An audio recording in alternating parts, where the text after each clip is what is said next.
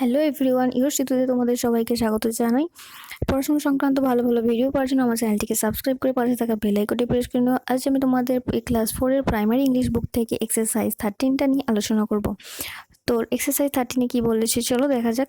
Tell the time from each clock, প্রতিটি ঘড়ি থেকে সময় বলো।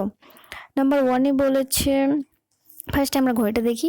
ঘন্টার কাঁটাটা আছে 6-এর ঘরে আর মিনিটের কাঁটাটা আছে 3-এর ঘরে। তাহলে এখানে 6টা 15 বেজেছে, বা আমরা এটাকে এভাবেও বলতে পারি এখন 6:15 বাজে। তো কি হবে, ইটস এ 6:15, এখন 6:15 বাজে। নাম্বার 2-তে সেকেন্ড ঘড়িটা আছে, সেকেন্ডের ঘড়িটার ঘন্টার কাঁটাটা আছে 3-এর ঘরে আর মিনিটের কাঁটাটা আছে 12-র ঘরে। তাহলে এখন 3টে বাজে। আমরা এটা কিভাবে লিখতে পারি, ইট ইজ 3 o'clock নাও, এখন 3টে বাজে।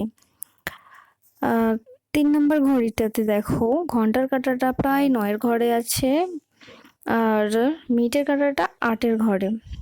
তাহলে আমরা এটা কিভাবে লিখতে পারি, ইট ইজ 20 minutes to 9, এখন 9টা বাজতে 20 মিনিট বাকি। তারপরের ঘড়িটাতে দেখো ঘন্টার কাঁটাটা আছে 11-র ঘরে আর মিনিটের কাঁটাটা আছে 5-এর ঘরে।